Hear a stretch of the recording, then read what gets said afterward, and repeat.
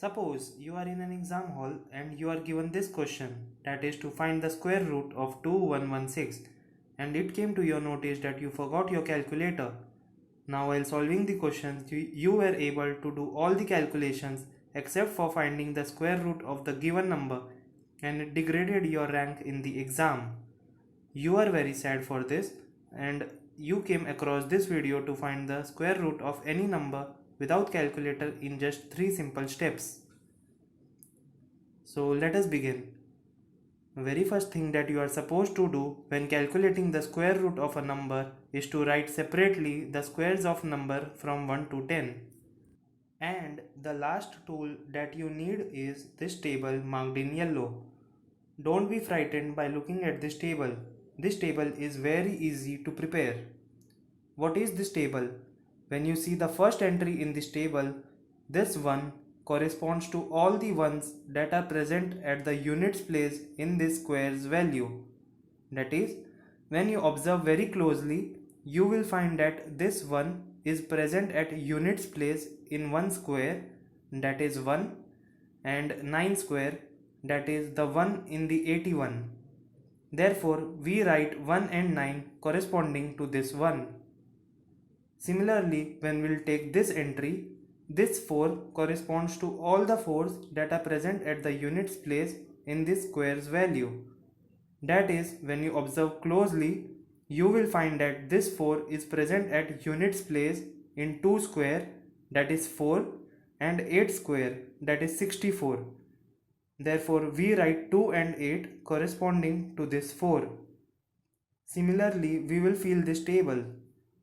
Remember this one point which will make your life very easy, that is, this table will never change and will be the same for every question which are based on the square root of a number.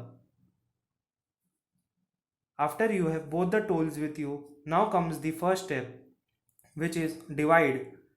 This step is very simple. You just have to separate the given numbers into 2 parts.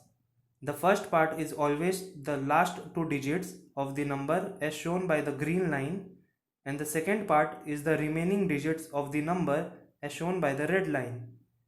So this way you separate or divide the number into 2 parts. This is the first step. So the next step is to find the range.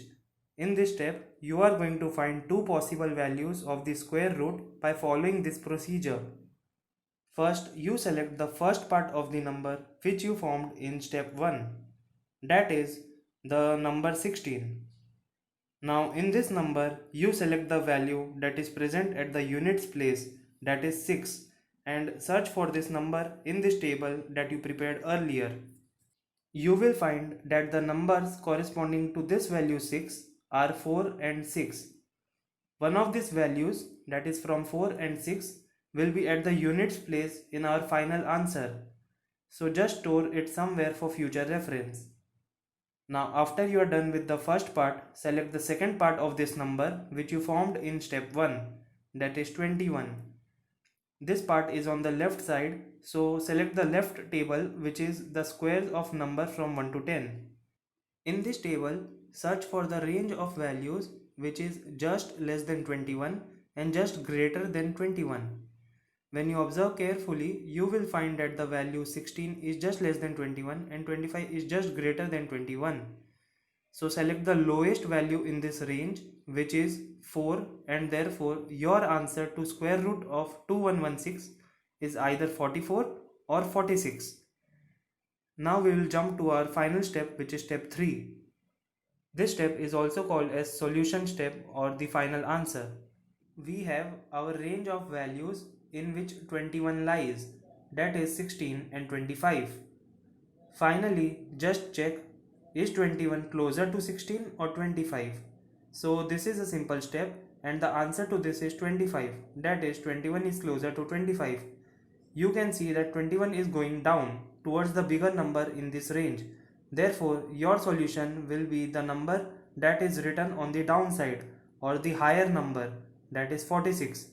So our final answer is 46. That's it, Eureka!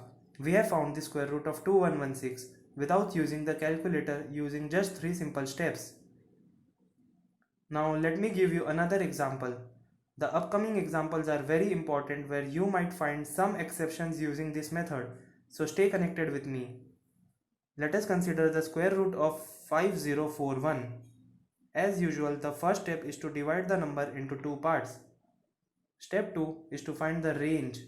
For that, select the first part 41 and find the 1 in this table and store the corresponding numbers 1 and 9. One of the numbers will be at the units place of our final answer. Next, find the range which is just less than the second part 50 in this table, which is 49 and 64, and select the lowest value in this range, which is 7. So the final answer is either 71 or 79. In the last step, just find the number which is closer to 50, which is clearly 49. So our 50 will go up and therefore our solution will be the number which is written on the upper side, that is 71. This is cool, we are on fire. The next example which I will show you is the only exception that exists for this method, and you will have to remember it. Note down, this number is 1296. So when you will calculate the square root of this number using the given 3 steps, it turns out to be 34. Hey, but our actual answer is 36. So this is the only exception which is found in this method. Finally, let us find the square root of a big number 34969. Remember, there will be no change in this method. The only thing that you have to do is to write the squares of a number from 11 to 20. That's it. Just remember, when your value is greater than 10,000 and less than 40,000, you write the square of number from 11 to 20, and if it is greater than 40,000 and less than 90,000, you write the squares of number from 21 to 30 and so on, and the remaining steps will be the same. That is, step 1 will be divide, step 2 will be find the range.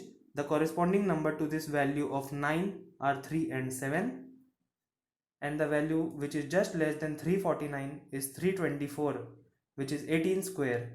So our final answer is either 183 or 187. And in the final step, just check which value is close to 349. Here it is 361. That is, 349 will go down, and therefore our solution is 187. That is, the square root of 34969 is 187.